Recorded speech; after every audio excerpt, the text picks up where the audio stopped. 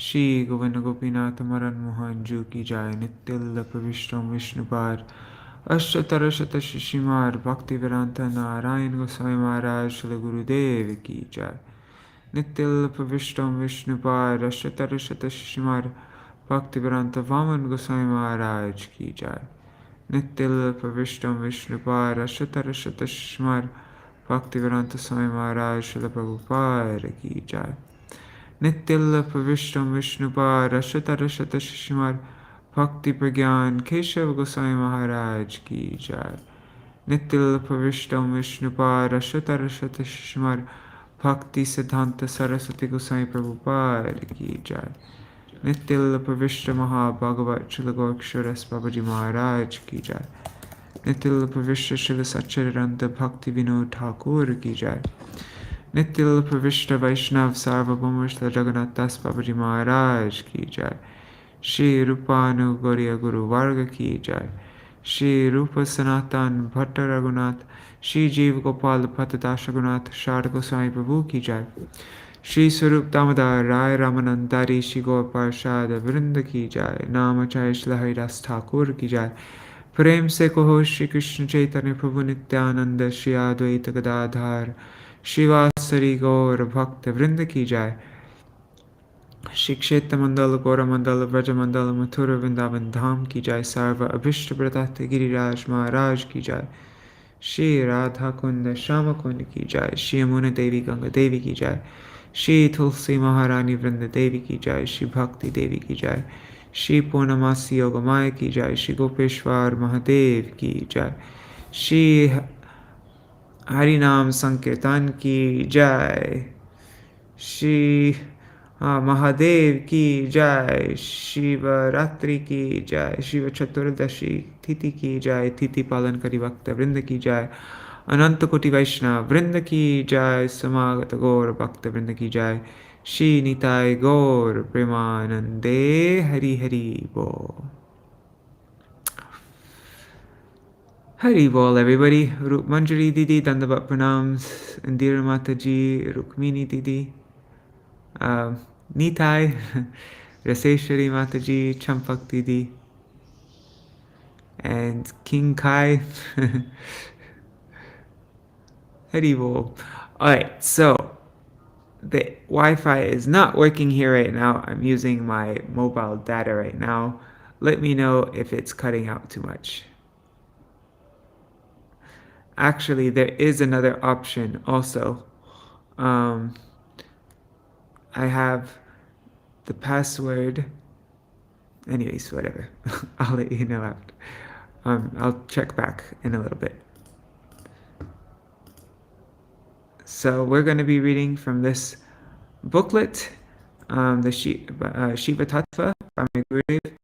Last time I read it, it took me an hour and 10 minutes to read. I just saw the YouTube video. And so let's see how long this takes. So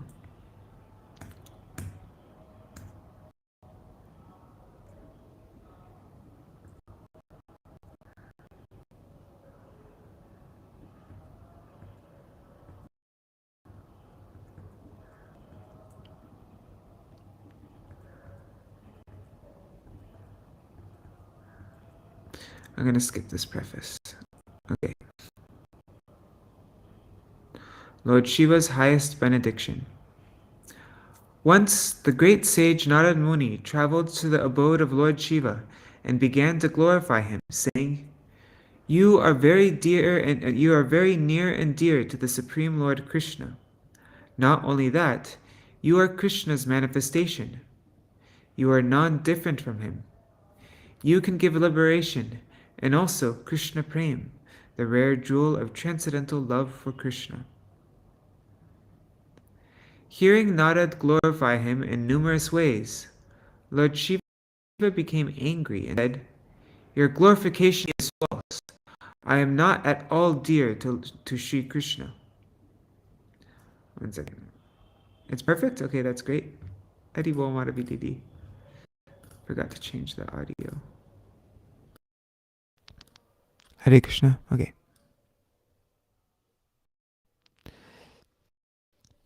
So Shiva became, "Your glorification of me is false.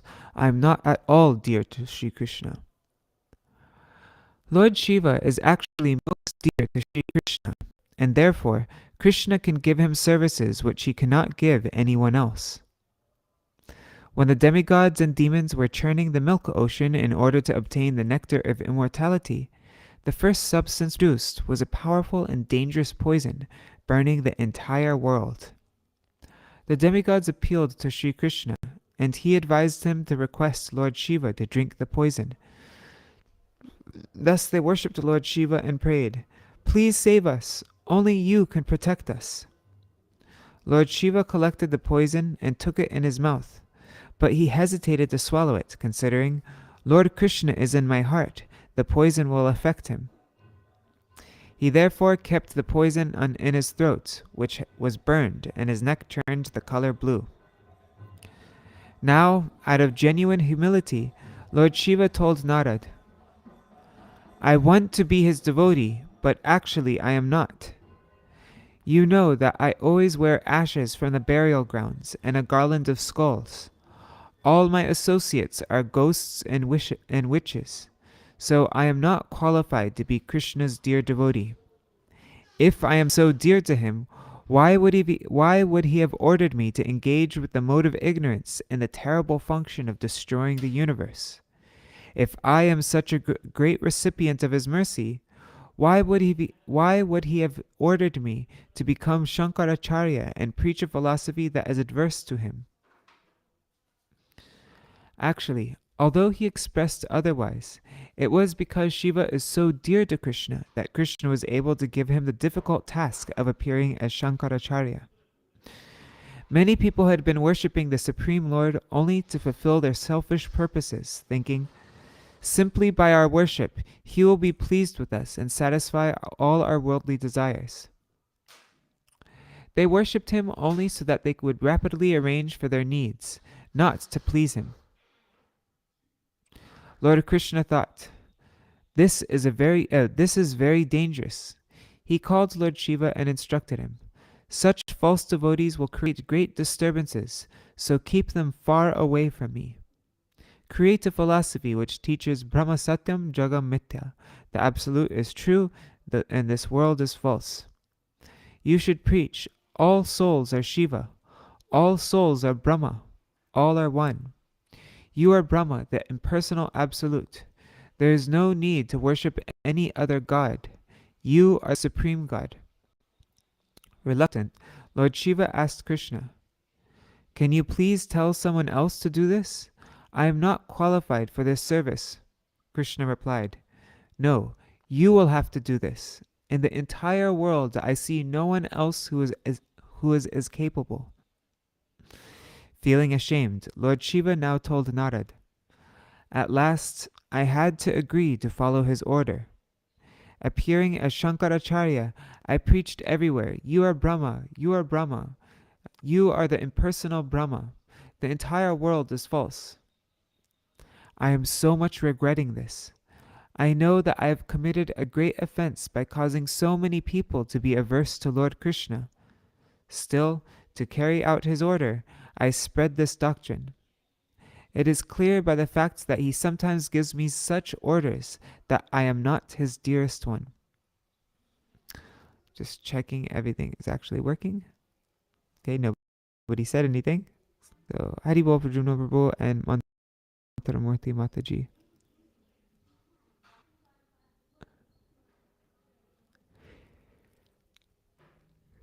Cheating the cheaters. Lord Shiva also nodded his regret in having given benedictions to Lord Krishna's enemies. To fulfill his Lord's desires, he had given benedictions to demons like Ravan, Vrikasura, Shalva, and Jayadratha, and thus he had performed many activities that were seemingly opposed to Krishna and Krishna Bhakti. Narad Muni said, "Master, please don't try to mislead me. I know that whatever you do is to please Lord Krishna and to assist him in his pastimes for the benefit of all beings. You told me that you have many times given benedictions to his enemies. I know that his enemies, as well as the enemies of his devoted cousins, the Pandavas, worship you for ill-motivated benedictions. I also know that you grant them benedictions. But those benedictions are not foolproof. They always have some loophole. Actually, you cheat these beneficiaries in order to please Lord Krishna. You are undoubtedly his dearest friend. Shiva and Narad continued to discuss some historical incidents which, according to Shiva, proved that he was not dear to Krishna, but according to Narad, proved to the opposite. A loophole. The great epic Mahabharata tells of King Jayadratha, one of the many demons who received such a clever benediction from Lord Shiva. Duryodhana, the paternal cousin of the 5 Pandava brothers, had given his sister Dushala in marriage to King Jayadratha, and therefore the king had also become like a brother-in-law of the Pandavas. Once Jayadratha tried to kidnap the Pandava's wife, Draupadi, desiring strongly to make her his own wife. As he forced her onto his chariot, she admonished him, crying, "I am the wife of the Pandavas. When they catch you, they will punish and kill you." Jayadratha's arrogance prevented him from hearing her, and he continued his abduction. Meanwhile, the sage Narad approached the Pandavas and informed him, "Oh, I saw Jayadratha taking away Draupadi, and she was weeping." 2 of the Pandavas, Bhima and Arjuna, immediately chased after Jayadratha. Bhima dismounted the chariot and ran faster than Jayadratha's horses. With his bows and arrows, Arjuna created a fire that surrounded the chariot of Jayadratha, who was then captured and could not move. Severely beaten by Bhima and arrested by Arjuna, Jayadratha was bound to the chariot and taken to where Yudhishthira Mahārāja had been staying with Draupadi. Bhima and Arjuna spoke to Yudhishthira, their respected senior brother. Bhima urged him, "I want to kill Jayadratha. Please order me to kill him." In support of Bhima, Arjuna said, "Jayadratha has performed a heinous act and should be killed." King Yudhishthira replied, "The offense was committed against Draupadi. We should take the case to her, and we will do whatever she orders." When Jayadratha was brought at the feet of Draupadi, she mercifully told her husbands, "Don't kill him, forgive him. He is our brother-in-law. If you kill him, your cousin's sister will be widowed, and she will weep for the rest of her life." Bhima and Arjuna then approached Lord Krishna and appealed to him. "What should we do? We have vowed to kill Jayadratha, and now Draupadi tells us to forgive him." Krishna replied, "For one who has been honored, dishonor is worse than death." Arjuna then shaved King Jayadratha's head, leaving 5 patches of hair, and he shaved one side of his face, leaving the other side unshaven. Jayadratha felt humiliated, and after being released by Bhima and Arjuna, he considered it better to have died. He thought, "I will somehow take revenge." Thus absorbed, he went to Gangotri in the Himalayas and undertook a severe type of penance to please Lord Shiva. After some months, he gave up all food, water, and bodily activities and was about to die. At this point, Lord Shiva came before him and asked what boon he wanted as the result of his austerity. Jayadratha replied, "I want revenge against the Pandavas. I want to defeat and kill all of them." Lord Shiva told him, "You can defeat all the Pandavas, but only Yudhishthira, Bhima, Nakula, and Sahadev, not Arjuna." Jayadratha said, "If you cannot benedict me to my full satisfaction, then please grant me that neither Arjuna nor anyone else will be able to kill me." Lord Shiva replied, "I can grant you this. If your head is severed and falls on the ground, the person who caused this will die immediately. Your life will be saved, and your head will rejoin to your body." You may be killed hundreds of thousands of times, but you will not die. On the other hand, if your severed head falls into your father's hands and he throws it on the ground, then you will die. Jayadratha was satisfied, thinking, my father would never do this. One second, just seeing.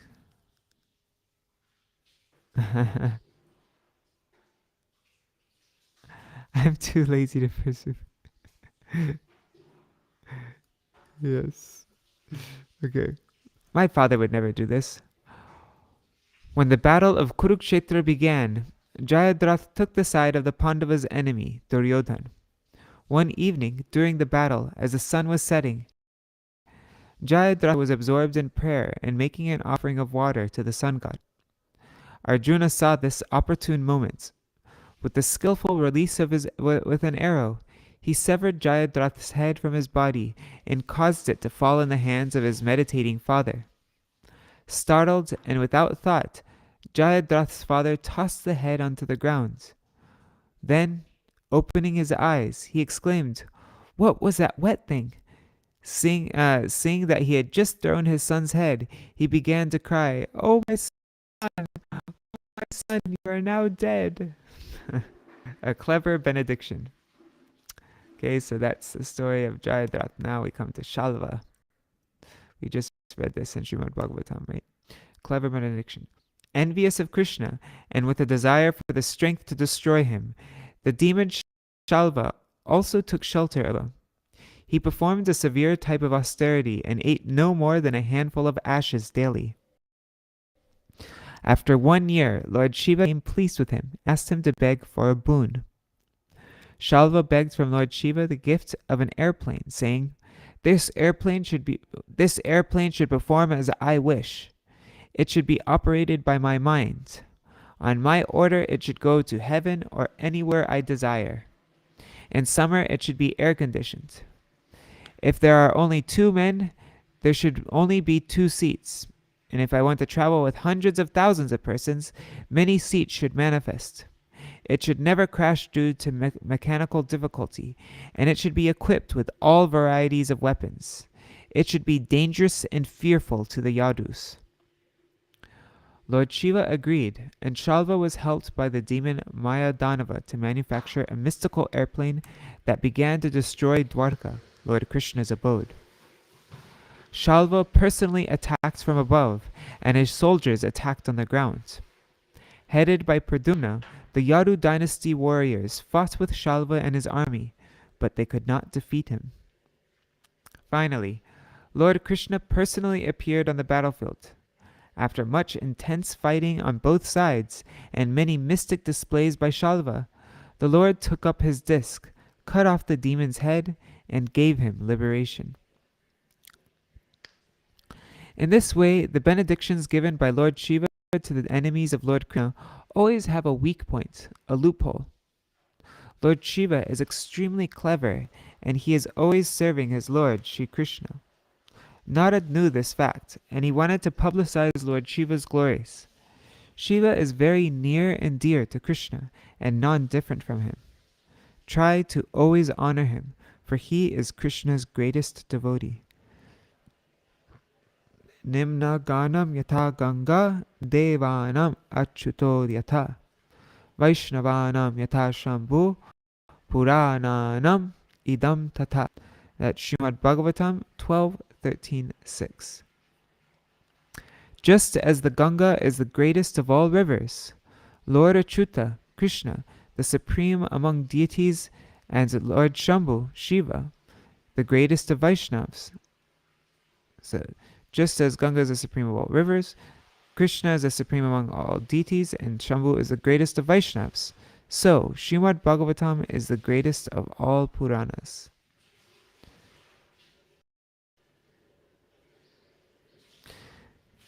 The principle of Shiva. One second. Okay. The principle of Shiva is extremely complex. The principle of Brahma is not as complicated because Lord Brahma is always a jiva, a finite spirit soul. Sometimes, when there is no qualified jiva, Lord Vishnu, Krishna's expansion, personally takes the post of Brahma, but that is rare. Lord Shiva is not like that. He is not a finite soul. After passing through the 8 material coverings, and after crossing the Viraja that divides the material world and the spiritual world, and the planet of Lord Brahma, the highest material planet, one comes to the planet of Shiva. There he is known as Sadashiva, a manifestation of Lord Vishnu. Śiva-tattva can be understood by the analogy of yogurt and milk. Yogurt is nothing but a transformation of milk. Milk can become yogurt, but yogurt cannot become milk. This is found in Sri Brahma Samhita and elucidated in Srila Jiva Goswami's commentary. Just as milk is transformed into yogurt by contact with a transforming agent, Shri Govinda, Lord Shri Krishna, similarly accepts the form of Shambhu, Shiva, in order to accomplish a specific purpose. The example of yogurt is actually given in order to convey the idea of cause and effect, not the idea of transformation. Shri Krishna is reality and cannot be transformed, so it is not possible for him to undergo any kind of distortion. A wish-fulfilling gem manifests many things according to one's desire, yet its constitutional nature remains untransformed. So there's a footnote here. It says, in this case, the special transforming agent is constituted of a mixture of Maya's aspect of the mode of ignorance, the minuteness aspect of the marginal potency, and a slight degree of the combined knowledge, samvit, and bliss, hladini aspects of the transcendental potency. The effulgent subordinate controller in the form of Shambhulinga, being united with a special transforming agent, is constitutionally the semblance of God's expansion. That's from Brahma Samhita, commentary by Srila Bhaktivedānta Thakur. Alright, so Shambhu is Maya's aspect of ignorance, the minuteness aspect of the Tatastha Shakti, and a slight degree of Samvit and Hladini. All that makes Shambhu, right? Those four in that formula. Okay. Rameshwar Mahadev. Okay, Rup Manjuri Didi. Haribo Bhavatarani Mataji.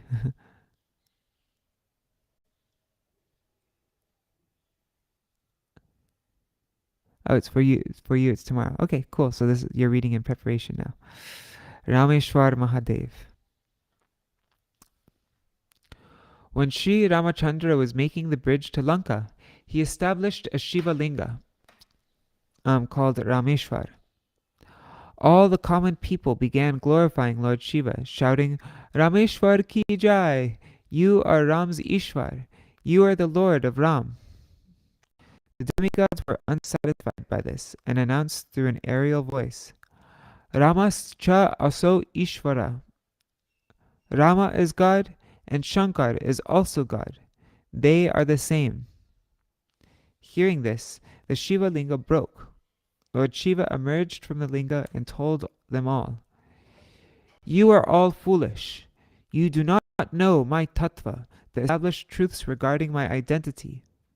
Rama is my beloved and my God, and that is why I am called Rameshwar.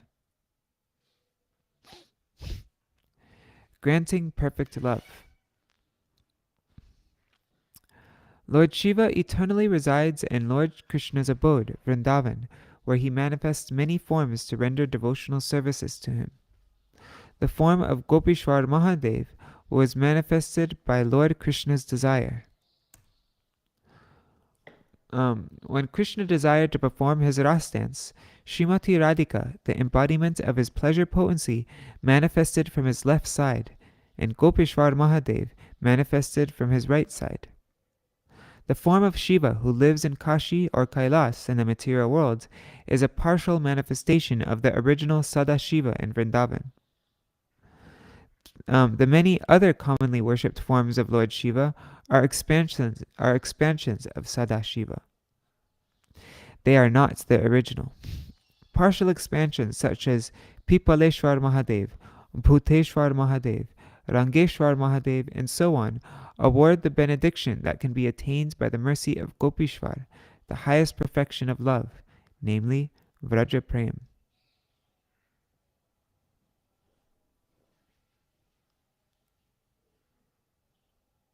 Did I say they can award or they cannot award? Anyways. Oh, my mistake. So Gurudev said that Pipaleshwar Mahadev, Bhuteshwar Mahadev, Rangeshwar Mahadev, those are three Mahadevs in Mathura.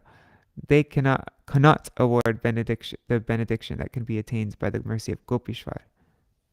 That is Vraj Prem. So Srila Raghunath Das Goswami has composed a prayer in his Vraj Vilas Stava. Muda Gopendra Syat. Oh, sorry, what's the meter for this?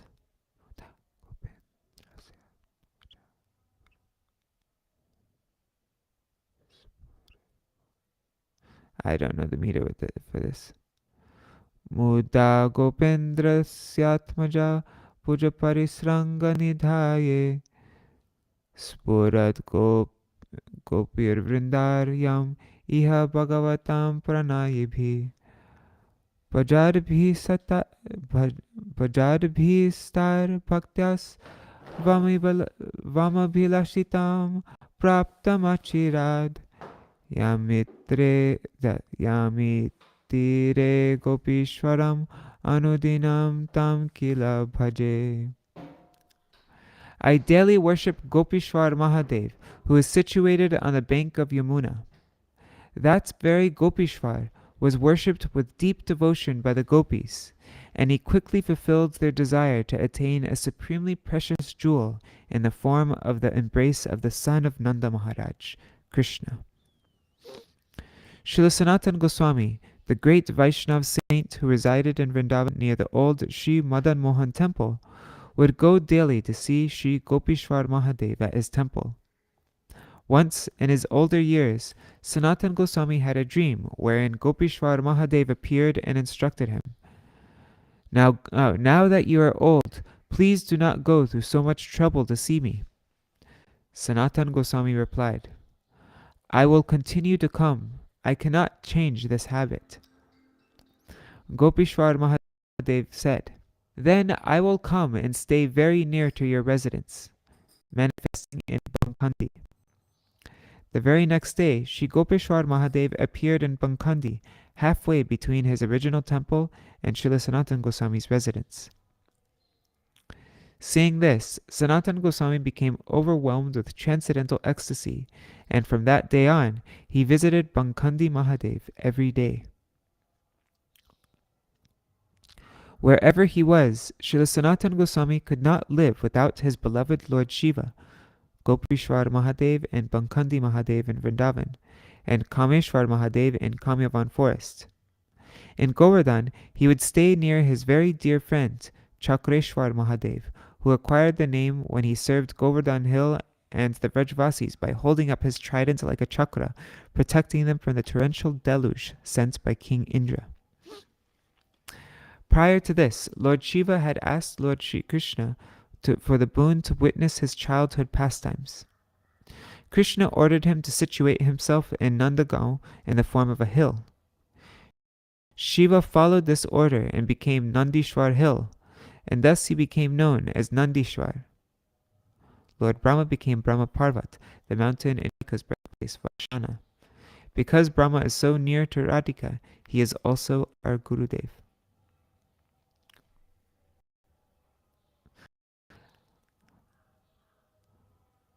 Haribol Manju. We honor Lord Shiva as a great Vaishnav and as Guru. We do not worship him separately. We observe Shiva-ratri, Lord Shiva's appearance day, and we glorify him in connection to his relationship with Sri Krishna. Srila Sanatana Goswami has written in his Hari Bhakti Vilas that all Vaishnavas should observe Shiva Chaturdashi, Shiva-ratri. Lord Shiva, in whom all good qualities reside, should certainly be honored by the observance of this day. We offer obeisance to Lord Shiva with prayers like this. Vrindavanavani pate jaya soma soma mole sanaka sananda sanatana naradedya Gopishvara vrajavilasi yogangri parme prema prayacha nirupadi namo namaste. Sankalpa Kalpadrum, verse 103. You know the original verse in Sankalpa Kalpadrum doesn't have mole here. It has mole on the second line, and it's missing, I think, Sanandana. But, yeah, anyways. Is it? Okay. Oh, gatekeep, because this one doesn't fit any meter. It has 2 syllables extra on each line. O gatekeeper of Vrindavan, O Soma, all glories to you. O you whose forehead is decorated with the moon, and who is worshipable by the sages headed by Sanaka, Sanandana, Sanatan, and Narad. O Gopishvar, desiring that you bestow upon me prem for the lotus feet of Shri Radha Madhav, who perform joyous pastimes in Vraj Dham, I offer obeisances unto you, time and again. Also, I think the last line is completely different in the Sankalpa Kalpadrum.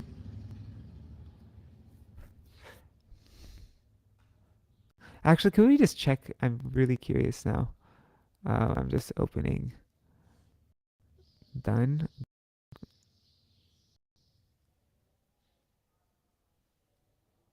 Wait, where were we? Okay, by Shiva's benediction.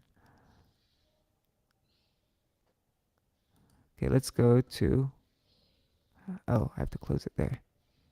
Where is Sankalpa Kalpadrum? There it is. Okay, let's go to verse 3.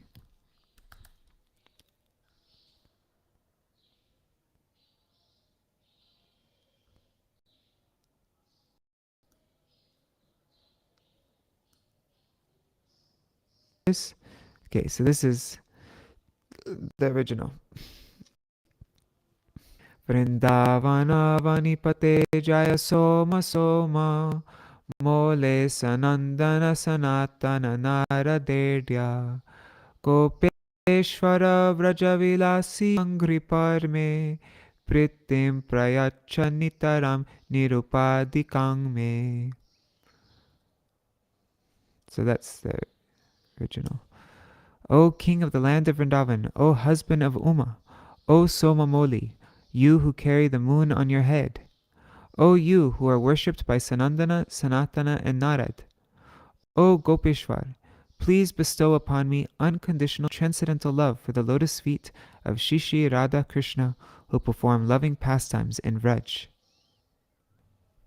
That's the original one by Srila Vishwanath Chakravarti Thakur, right? Yeah. Alright, Śiva-tattva. So that one's the Gopeshwar. This one is to Gopishwar. Okay, so by Shiva's benediction. A Brahmana in Kashi Varanasi once prayed to Lord Shiva, I want to give much, but I have no money. Please give me. Lord Shiva told him, go to Vrindavan and meet with Srila Sanatana Goswami. You can ask him to give you some wealth for your daughter's marriage. The Brahman went to Vrindavan by foot, and he asked the villagers there for the whereabouts of a person named Sanatana Goswami. As they all knew him, they pointed out his residence. Srila Sanatana Goswami was practicing bhajan near the Yamuna river at Kaliyahrad. the former abode of the very poisonous snake named Kaliya. Kaliya Hrad was close to Yamuna, and therefore its surrounding area was full of sand. Srila Sanatana Goswami wore only a loincloth. He used to go begging door to door for a small amount of prasad, and would take as his meal only one dry chapati with no salt. The Brahman arrived at his cottage and told him, "I went to Shankar Mahadev, Lord Shiva, and he told me to meet you. He said you will give me some wealth for my daughter's marriage." Sanatana Goswami replied, "I have no possessions. You can see that I have..." "Oh, Shiva cannot tell a lie. He is my bosom friend." Thinking of Lord Shiva and contemplating further, he remembered a touchstone discarded and then forgotten. Now he told the Brahman, "Go to the Yamuna, remove some sand, and there you will find a touchstone. It is somewhere in the sands, though I don't remember where." The Brahman owns the jewel, touched it to iron, and the iron turned into gold. He was very, very happy that Lord Shiva had told him to come to Vrindavan, and thought with gratitude, "My prayer has been answered by him." On the way home, however, his greed for money increased, and he began thinking, "Why did Sanatana Goswami keep this touchstone in the sand? It had no use there. He must have still more valuable jewels." He thus returned, and Sanatana Goswami asked him, "Why have you come back?" He replied, I've come because I know that you have more valuable jewels than this." Sanatana Goswami then said, "Go and throw the touchstone in the Yamuna." The Brahman did so with all his power, and then Sanatana Goswami told him, come here, come here."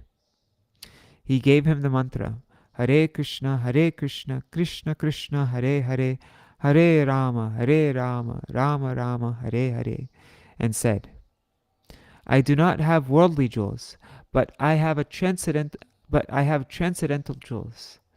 The jewel of Lord Krishna and Sri Radha will come to you in a very short time. So remain here. Your daughter's marriage will take place automatically. Stay here and chant Hare Krishna." That Brahman followed his instruction and became a very elevated saint.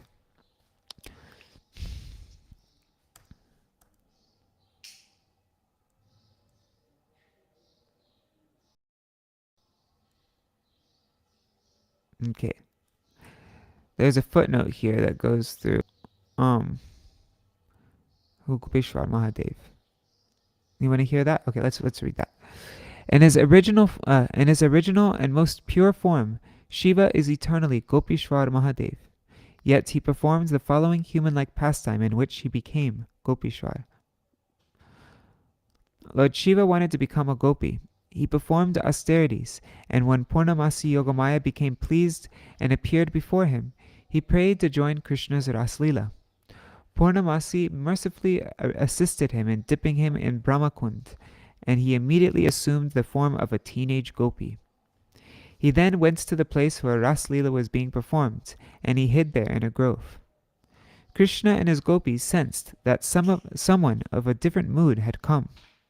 They asked each other, Why are you not so happy today? What is the matter?" After searching, they discovered the new gopi and asked her, "Who are you? What is your name? Who are your parents? What is your husband's name? Where is your in-laws' house?" When Shiva could not reply, they began to slap her so much that her cheeks became swollen and she began to cry, "Yogamaya, Yogamaya, save me! I will never again come to Vrindavan, and I will never dare take part in Raslila." Purnamasi arrived, and she requested the gopis to show Lord Shiva mercy. "She is the object of my mercy," Purnamasi told them. The gopis then accepted her as a gopi, and Krishna named her Gopishwar. She whose Ishwars are controllers are the gopis. He blessed her to become the guard of the Raslila and said, Without the sanction of Gopishwar, no one will be able to enter the Raslila." That's from Pinnacle of Devotion. All right, so now we come to chapter 2.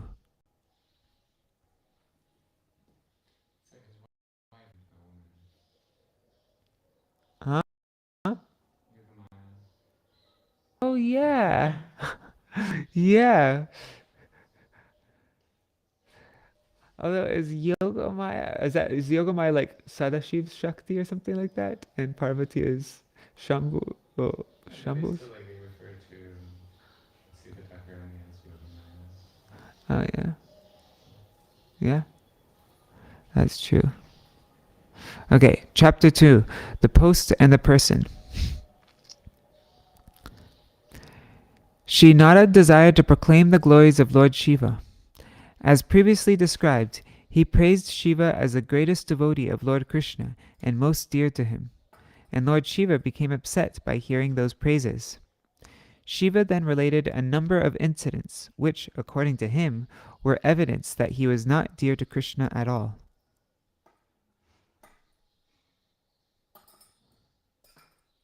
Nam Ratana Dhanapayo.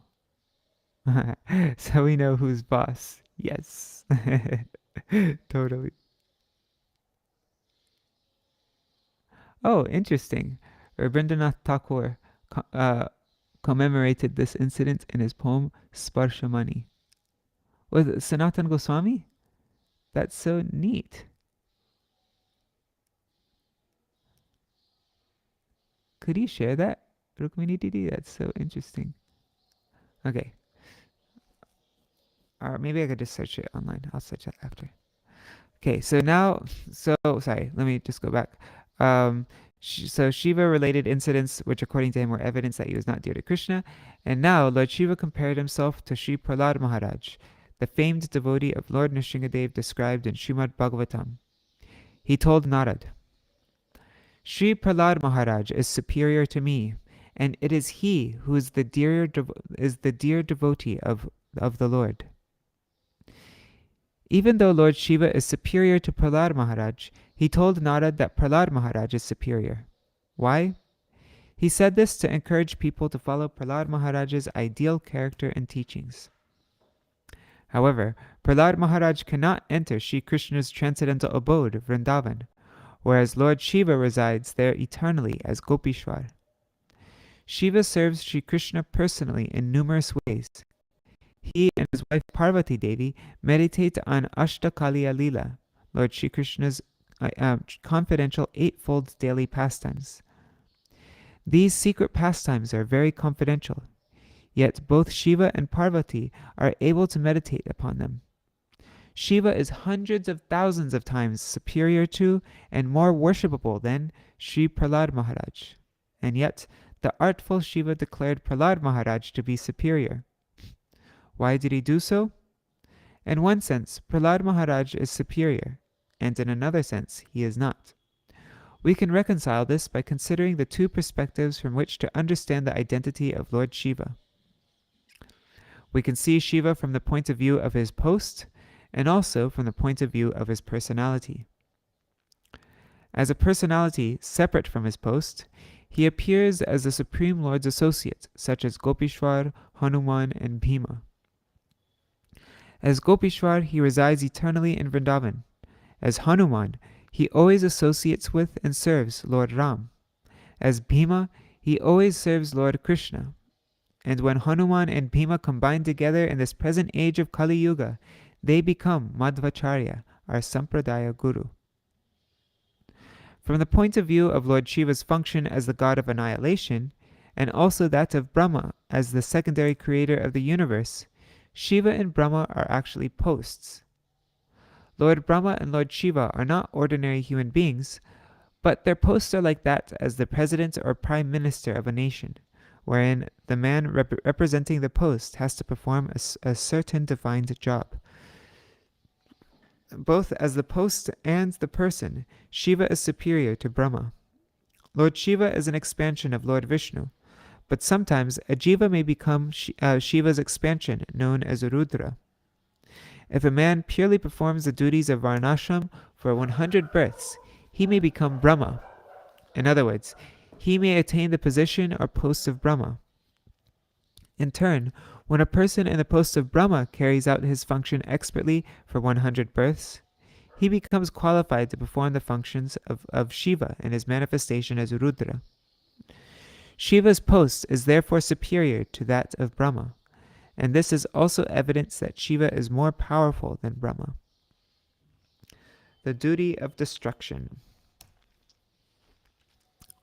What is the function of Lord Shiva's post, and why is it superior to that of Lord Brahma? One reason is that Brahma cannot execute pralaya, the complete destruction of the universe, a very dangerous thing, whereas Shiva can do so. Shiva's function as destroyer is similar to that of a farmer who plants and cultivates a large area of wheat. The farmer carefully waters and nourishes the crop, guarding it from animals, and after 5 or 6 months, the wheat matures and ripens. Then, either by hand or a machine, the farmer harvests the plants and carefully removes the grains from their shafts. The rest of the plant matter becomes refuse, subject to rotting and attracting disease, vermin, and snakes. Therefore, the farmer sets fire to it and burns it. Just as the farmer extracts the grains from the plants, Lord Shiva extracts the eternal spirit souls from their material bodies and from the world. At the time of annihilation, he creates an inferno, setting the entire universe on fire, but the spirit souls are not destroyed. There are 2 kinds of universal devastations, one at the end of Brahma's day and one at the end of his life. At the end of his day, that is 4,320,000 solar years, he rests in a mystic sleep within the body of Garbhodaksha Vishnu, and all the conditioned living entities enter as well. Let me read the footnote here. The Vedas say, Swadharma nishta shatajanmabhi puman virichitam eti. One who strictly follows the principles of Varnashram Dharma for at least 100 births will be rewarded with the post of Lord Brahma. That's Śrīmad Bhagavatam 5.20.33 purport. Varnashram Dharma. Okay, anyways, we know what Varnashram Dharma is.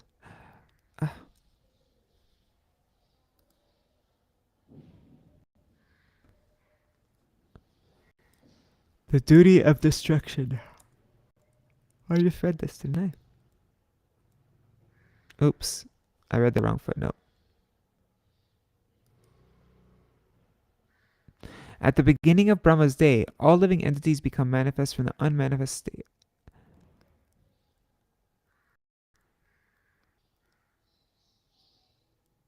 Oh, we all know this. I'm just going to skip this. Okay. While the entire universe is submerged in water, the living entities rest in their subtle bodies within the transcendental body of Garbhodaksha Vishnu. They await the start of the next day of Brahma, the next material creation or manifestation. Some of them become liberated, and others do not. Brahma completes the 100 celestial years of his life. Lord Shiva again performs this duty of destruction. At that time, all the spirit souls enter into the body of Karnadaksha Vishnu, or Mahavishnu. At the end of each day of Lord Brahma, all souls enter Garbhodaksha Vishnu, and at the end of Brahma's life, even the millions of manifestations of Garbhodaksha Vishnu enter Karnadaksha Vishnu, along with the spirit souls. At the time of creation, Karnadaksha Vishnu generates innumerable manifestations of Garbhodaksha Vishnu, and at the time of complete annihilation, they enter back into his body. Lord Shiva is not a living entity, but he is also not in the category of Lord Vishnu. He is much more powerful than any living entity, even up to Lord Brahma. However, he is not equal to Lord Vishnu. Because he is almost as good as the Supreme Personality of Godhead, he can see the 3 phases of time, past, present, and future. One of his eyes is like the sun, and another is like the moon. He also has a third eye located between his eyebrows. It is from this third eye that he generates fire and employs it at the time of the universal destruction. Seen from this perspective, the destroyer, Lord Shiva cannot serve Sri Krishna directly because he is engaged at his post. Those souls who are liberated after hundreds of thousands of lifetimes of devotional practices, having renounced all responsibilities and concerns of the world, including occupations like that of Brahma and Shiva, and who constantly hear about, glorify, and remember Lord Krishna, take birth in this world as pure devotees like Prahlad Maharaj. This was told by Lord Shiva to Śrīmad. Prahlad Maharaj has nothing to do with this world, nothing to create or demolish. He rejected all such affairs as insignificant. Although he has inherited a large kingdom, it was controlled and governed by his ministers. His senses were totally absorbed in the transcendental loving service to the Supreme Lord. He was always engaged in hearing the name and glories of the Lord, singing and speaking about his glories, remembering and meditating on him, offering prayers, carrying out his orders, and fully surrendering to him. Devotees in Prahlad's category have no need to approach Lord Krishna's manifestations like Lord Nrsimhadev and Lord Ram, for the Lord personally comes to them in these forms.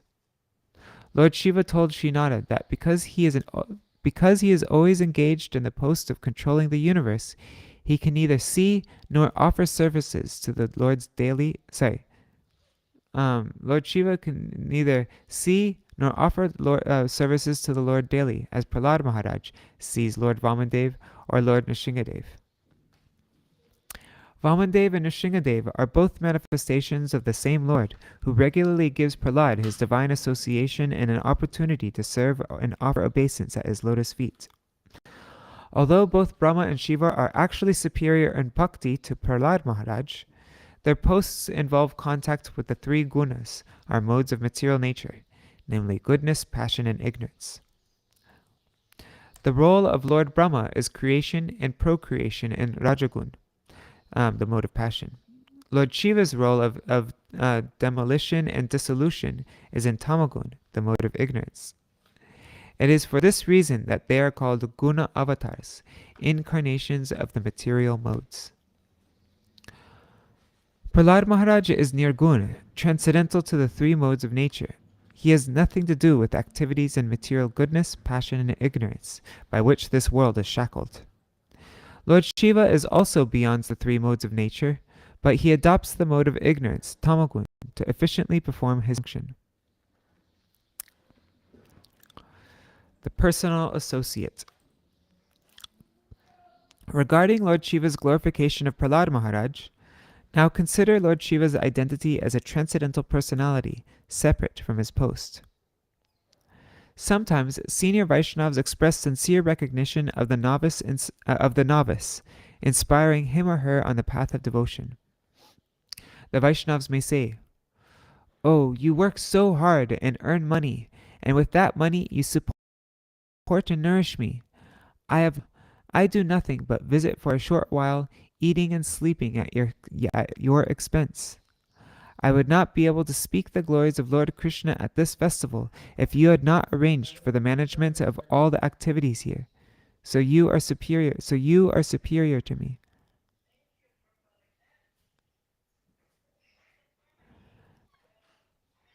Out of sincere humility, gratitude, and affection, liberated souls speak in this endearing manner, and at the same time, they are fixed in the realization that they are always being personally maintained by the Supreme Lord. The senior Vaishnava has the disciple's personal benefit in mind.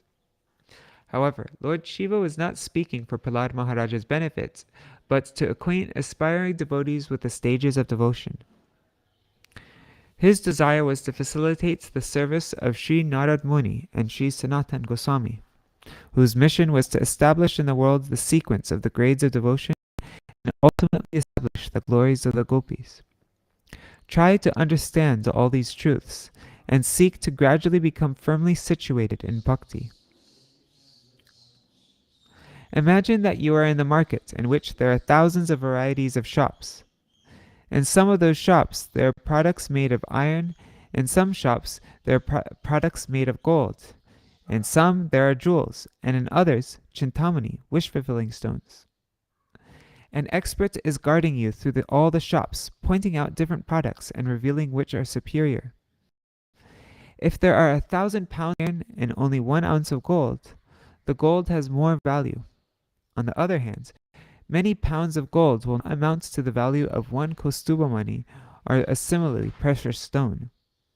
Millions of such precious jewels cannot compare with the tiny quantity of Chintamani, and millions of Chintamani stones cannot compare with one holy name of Lord Krishna. Now suppose someone is chanting the name of Lord Krishna alone, and another is absorbed in the name of Radha-raman.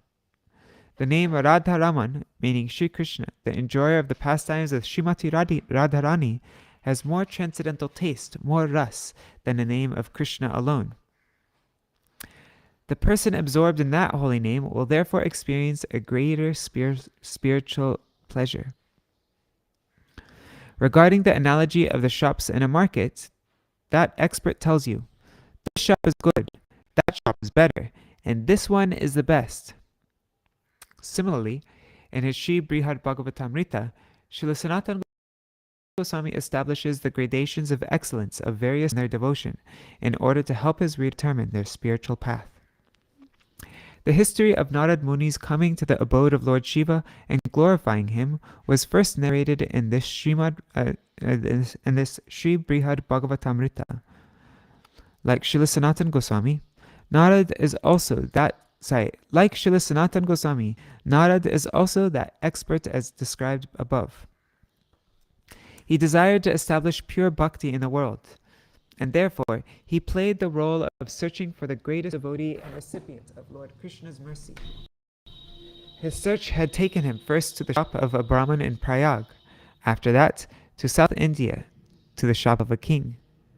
Then he traveled to heaven, where he entered the shop of King Indra, and Indra sent him to the shop of Lord Brahma. Brahma sent him to Lord Shiva, and Lord Shiva is now sending him to Prahlad Maharaj. Gradually, Narad will bring us to the greatest recipients of Lord Shri Krishna's mercy, the gopis. In the form of Gopishwar, Lord Shiva is the beloved servant and associate of those gopis.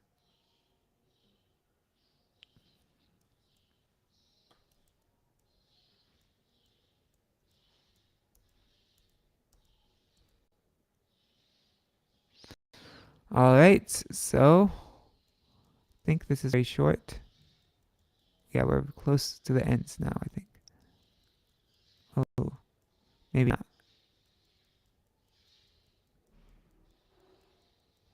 Oh, this goes on for quite a bit. Anyhow. Sorry guys, I'm a little bit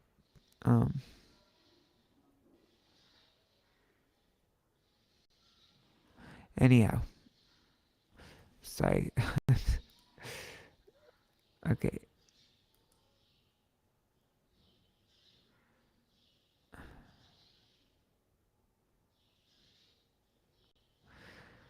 Chapter 3. 3 considerations. Okay, maybe we might not read this whole. We'll just read a little bit longer. Chapter 3. Let me just check the comments.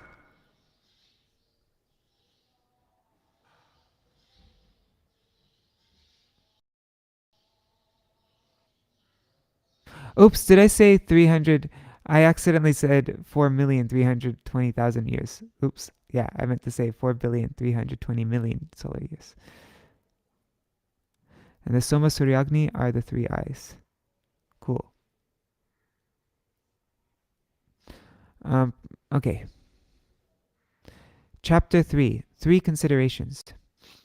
There are 3 considerations, vichars, from which to understand the relationship between Lord Krishna and Lord Shiva.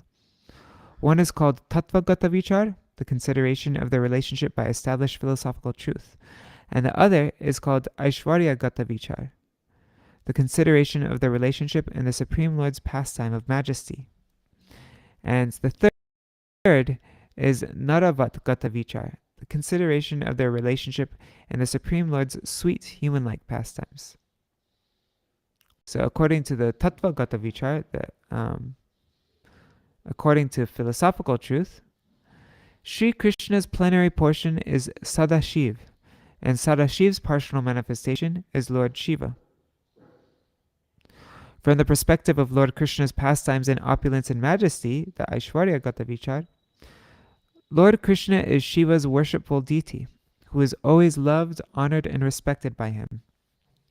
However, in the Naravatgata Vichar, Krishna plays another role, that of an ordinary human being. He performs pastimes as a very young, small child who could not do anything independently. His mother, Srimati Yashoda Devi, feeds him and tends to all his needs. During these human-like pastimes, Lord Shiva might come and give him benedictions.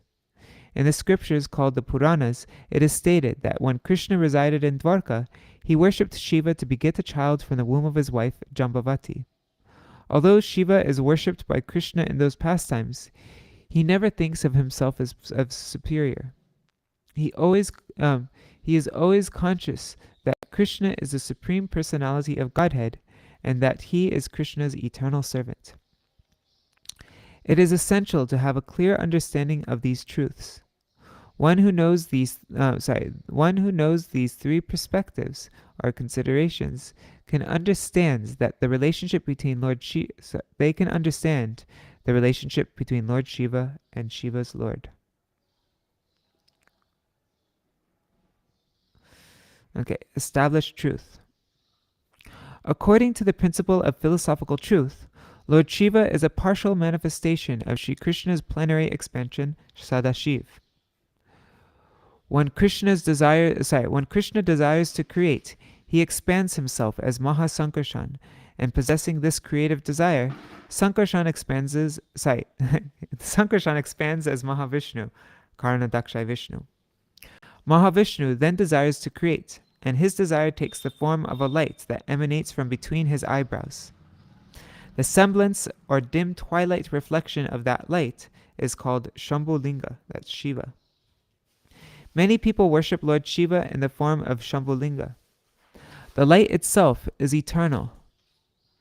The light itself is eternal and is not Shambhulinga. Shambhulinga is its semblance or shadow. There is another semblance called Yoni, and this is the shadow of Ramadevi. Ramadevi is the spiritual potency of Mahavishnu, and in Vaikuntha, she is Lord Narayan's beloved consort, Lakshmi Devi. This is her original transcendental form, and her shadow is the limited conceiving potency, Yoni. Mahavishnu has two types of potency with which he creates the material worlds. One type of potency is called Nimitta, the instrumental cause of creation, and the other is called Upadan, the ingredient cause.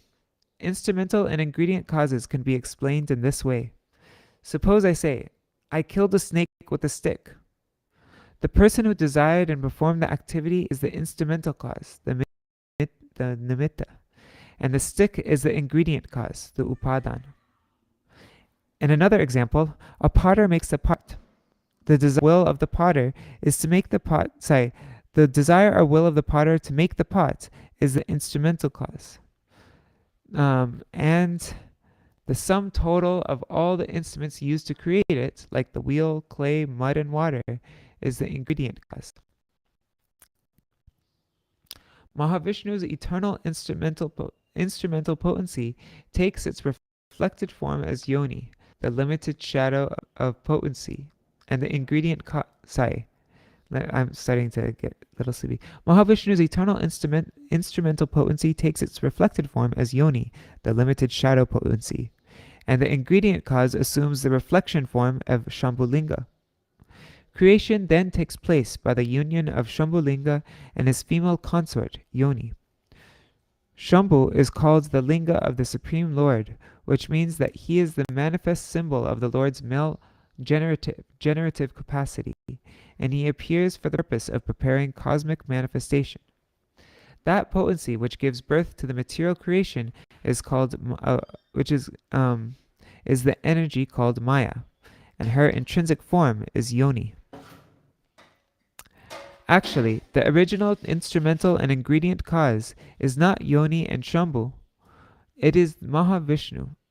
Material nature as Yoni desires to create by dint of the Kama Bij, the desire tree, impregnated in her. And she is therefore, material nature as Yoni desires to create by dint of the Kama Bij, the desire seed, impregnated in her, and she is therefore the secondary instrumental cause. The desire geed. I'm getting really tired. Sorry guys, I didn't sleep much last night.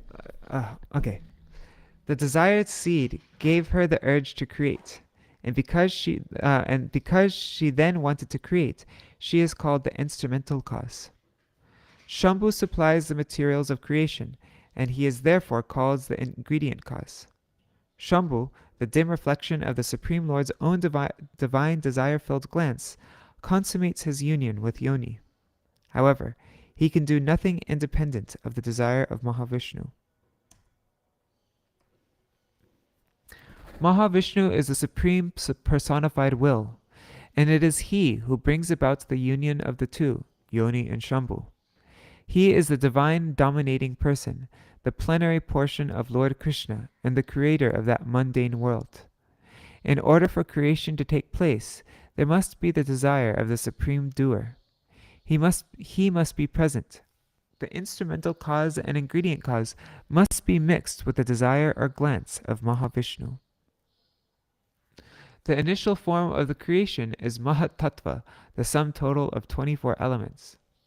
This Mahāt-tattva is a reflection of the Kama Bij, the original desire seed in Goloka Vrindavan. The seed of amorous creative desire in Goloka is the embodiment of pure cognition. It is a prototype of the sex desire in this mundane world, though it is located far from it.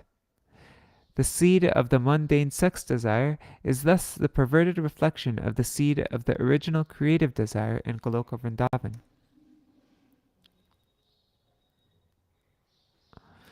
Okay, so that's the tattva, and then it goes to service in pastimes of majesty. But I think I'm going to stop here. Actually, let's just read this.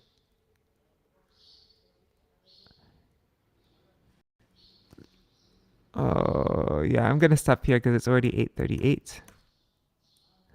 But yeah, if you would like to, so we just read the Tattva Gata Vichar of Shiva, and now my Guru is going to explain the Aishvarya Gata Vichar and also the Naravat Gata Vichar. Consideration from the Lord's pastimes of opulence and considerations from Lord's human-like pastimes. So if you would like to read the rest of this Śiva-tattva book, you can just type in Google search, type in Śiva-tattva and purebhakti.com. Just type that in Google search and it will come up, the PDF, free PDF of this. All right. Hare Krishna, Hare Krishna, Krishna Krishna, Hare Hare, Hare Rama, Hare Rama, Rama Rama, Hare Hare, Hare Krishna, Hare Krishna, Krishna Krishna, Hare Hare, Hare Rama, Hare Rama, Rama Rama, Hare Hare. Nitai Gaur Hari Bol, Hari Bol, Hari Bol, Nitai Gaur Hari Bol. Jaya Gopishvara, Jaya Mahadeva, Gopishvara, Jaya Mahadeva. Alright, sorry guys, I'm really like in a dream state right now. Haribo Anandini Didi. Alright. Jai Shishi Guru Guranga Gandhar Vikagiri Dhari Shishi Radha Vinod Bihari Ju Ki Jai Shri Govinda Gopinath Maran Mohan Ju Ki Jai Nityal Pravishtam Vishnupad Ashata Rashata Shishimar Bhaktivedānta Nārāyaṇa Gosvāmī Mahārāja Śrīla Gurudev Ki Jai Nityal Pravishtam Vishnupad Ashata Rashata Shishimar Bhaktivedānta Vaman Gosvāmī Mahārāja Ki Jai Nityal Pravishtam Vishnupad Ashata Rashata Shishimar Bhaktivedānta Swami Mahārāja Śrīla Prabhupada Ki Jai Nityal Pravishtam Vishnupad Ashata Rashata Shishimar Bhakti Pragyan Keshav Gosvāmī Mahārāja Ki Jai Nityal Pravishtam Vishnupad Ashata Rashata Shishimar Bhakti Siddhanta Saraswati Goswami Prabhupada Ki Jai Nityalla Pavishta Maha Bhagavat Srila Gorkisharas Babaji Maharaj ki jai. Nityalla Pavishta Srila Satchidananda Bhakti Vinod Thakur ki jai. Nityalla Pavishta Vaishnav Sarvabhauma Srila Jagannath Das Babaji Maharaj ki jai. Shri Rupa Nugoriya Guru Varga ki jai. Shri Rupa Sanatan Bhatta Raghunath Shri Jeev Gopala Patadash Raghunath Shar Goswami Prabhu ki jai. Shri Sarup Damodar Rai Ramanandari Shri Gaur Parshad Vrinda ki jai. Namacharya Srila Haridas Thakur ki jai. प्रेम से कहो श्री कृष्ण चैतन्य प्रभु नित्यानंद श्री अद्वैत गदाधर शिवासरी गौर भक्त वृंद की जय। श्री क्षेत्र मंडल गौर मंडल व्रज मंडल मथुरा वृंदावन धाम की जय। सर्व अभिष्ट प्रदाथ गिरिराज महाराज की जय। श्री राधा कुंड श्याम कुंड की जय। श्री यमुना देवी गंगा देवी की जय। श्री तुलसी महारानी वृंद देवी की जय। श्री भक्ति देवी की जय। श्री पूर्णमासी योग माया की जय। श्री गोपेश्वर महादेव की जय। महादेव की जय। जय शिवरात्रि की जय। शिव चतुर्दशी तिथि की जय। तिथि पालन करी भक्त वृंद की जय। श्री शिव पार्वती देवी की जय। श्री हरि नाम संकीर्तन की जय। अनंत कोटि वैष्णव वृंद की जय। श्री निताय गौर प्रेमानंदे हरि हरि बोल। वृंदाय तुलसी देवाय प्रिय केशव कृष्ण भक्ति पर देवी सत्यवताय नमो नमः। वंशा कल्पतरुभ्यश्च कृपा सिंधु हे वचा पतितानां पावनेभ्यो वैष्णवेभ्यो नमो नमः। Dandavad pranam everybody. Thanks for Hare Krishna Rohit Radha Krishna ji. Long time since I've seen you. Jai, happy Shivaratri. Oh wow, there's so many people here. Hari Bol Rukmini Didi. Yeah, then thanks for being tolerant of my sleepy reading. And something I'm thinking, maybe we should, I really want to go through all of these letters of Uma Didi, but I'm thinking, but I also want to continue our Śrīmad Bhagavatam reading. And so I'm thinking of maybe just recording Uma Didi's letters just at any time of the day and just uploading a video of them. And then I'll continue reading our Śrīmad Bhagavatam. I'll continue our Śrīmad Bhagavatam reading from the regular times, like at this time every day. Because we're so close to the end of the 10th canto, but then all of a sudden just stopped for so long. So I think I'm going to do that. Yeah, I'll just upload normal videos of... Yeah, okay. See you all tomorrow. Jai Shri Radhe. Hari Bol.